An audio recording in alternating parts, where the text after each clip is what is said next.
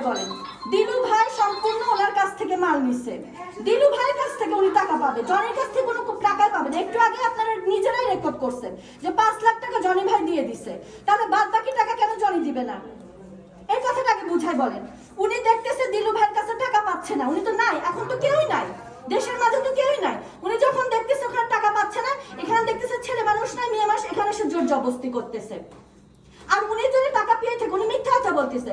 এর আগেও জনি ভাইয়ের সাথে কথা হয়েছে, ওনার কাছে নাম্বার আছে, ওনার ওয়াইফ আসছে, উনি ওয়াইফ, এই যে নিচে সিসি ক্যামেরা আছে, আপনারা যে দেখবেন, উনি এবং ওনার ওয়াইফ দুইজনই আসছে, এসে আমার সাথে কথা বলে গেছে। আমি তখন দিলু ভাইয়ের সাথে, তখন জনির সাথে ওনারা কথা বলে গেছে।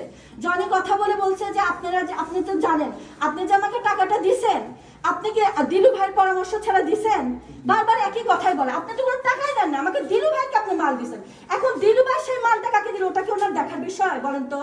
দিলুর থেকে উনি টাকা পান, বেশ ভালো কথা, সেটা এখন সেই টাকাটা যদি সে আমাকে দেয় বা অন্য কাউকে দেয়, সেটা কি ওনার দেখার বিষয়? উনি তো যাকে দিয়েছে তাকে চাপ দিতে পারে না, উনি দিলু ভাইকে টাকা দিয়েছে, দিলু ভাই ওনার কাছ থেকে টাকা পাবে।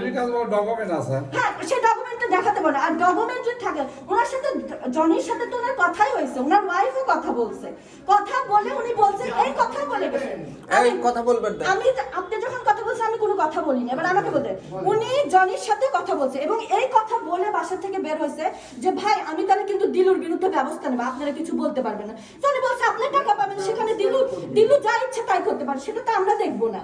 এরপরে উনি আবার আরেকদিন আসছে, এসে বলতেছে ভাবি হচ্ছে কি বলে, দিলু ভাইয়ের ওইখানে যে জনি ভাইকে অনেকবার ফোন দিছে, জনি ভাই তো ফোন ধরতেছে না।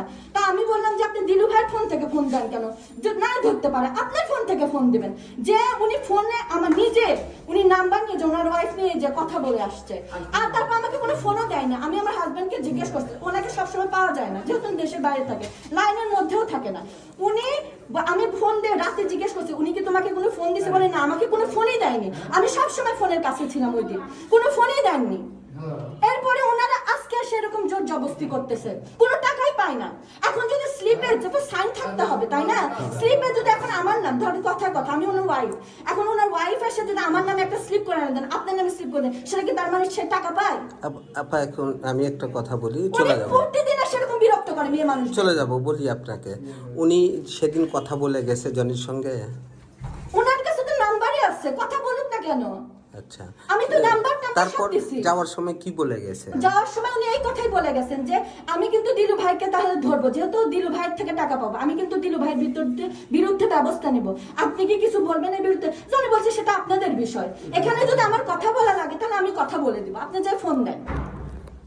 বারবার আমাদের সিসি ক্যামেরায় দেখেন, উনি আর ওনার ওয়াইফ গেছে নাকি নিচে, আমাদের সিসি ক্যামেরা আছে, যে দেখেন টাকা পয়সার কোনো কথা হয়েছিল? আপনি ইচ্ছা করে এখন সিনকেট করে কোনো টাকা পয়সাই পাবে না ভাই। দিলু ভাই মালটা নিছে, নিয়ে এখন কাকে দিছে সেটা তো ওনার দেখার বিষয় না। দিলু ভাই থেকে উনি টাকা চাপ দিবে, দিলু ভাই অলরেডি টাকা সব নিয়ে নিছে, আমরা এর মধ্যে কোনো সম্পর্ক যুক্তই না। উনি এখন দেখতেছে দিলু ভাই দিতে চাচ্ছে না, আমরা তো উনিকে সর্বাত্মক সহযোগিতা করতেছে, আমরা বলতেছি যদি যা লাগে আমরা যাব।